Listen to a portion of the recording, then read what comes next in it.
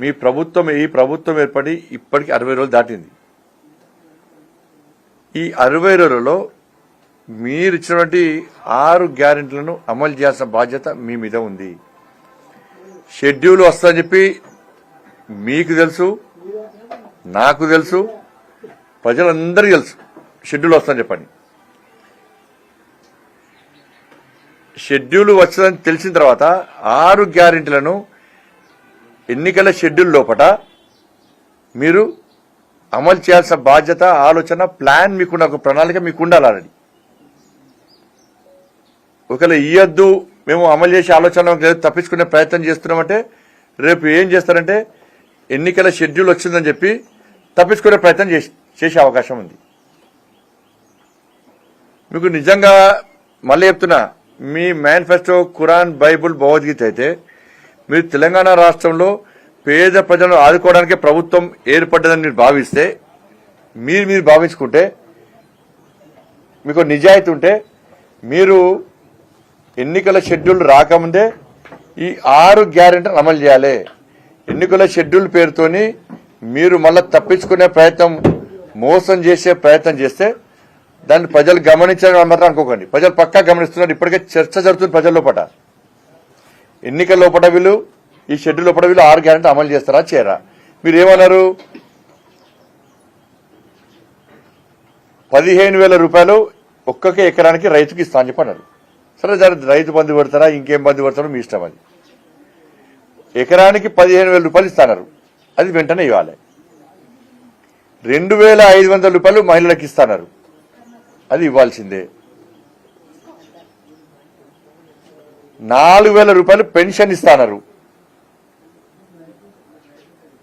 ఇళ్ల స్థలాలు ఇస్తున్నారు. ఇల్లు కట్టుకోవడానికి 5 లక్షల రూపాయలు ఇస్తున్నారు.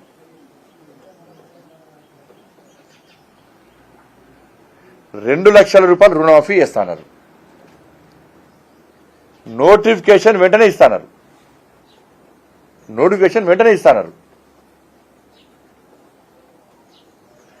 317 జీవో విషయంలో ఆలోచిస్తామన్నారు. దాని సమస్య లేకుండా చేస్తామన్నారు.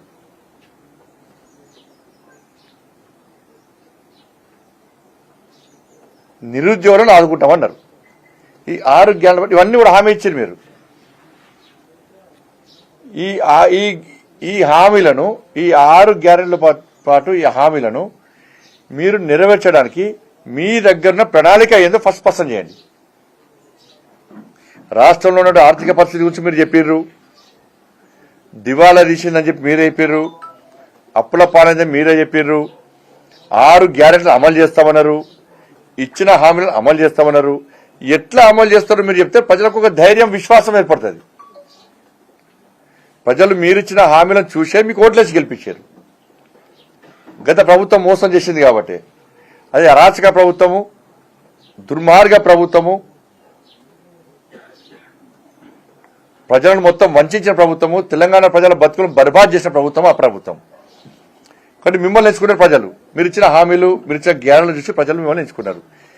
మీరు అప్పుల రాష్ట్రంలో, అప్పులైనటువంటి తెలంగాణ రాష్ట్రం నుంచి తెలంగాణ రాష్ట్రాన్ని ఏ విధంగా కాపాడుతారో, మీ హామీలు ఏ విధంగా నెరవేరుస్తారో మీ ప్లాన్ ఏంది చెప్పండి. ఇప్పుడు సీక్రెట్ ఉంటే అది కూడా చెప్పండి. సరే ఏ విధంగా చేస్తామో మా ప్లాన్ మాకుంది, మేము అప్పులు తీరుస్తాం. చలో 60 డేస్ అయిపోయింది, ఎన్నికల షెడ్యూల్ లోపలనే మేము ఇవ్వడానికి సిద్ధంగా ఉన్నామని మీరు చెప్పండి, హామీ ఇవ్వండి. కాబట్టి ఇవన్నీ మీరు చర్చించాలి, చేయాలి.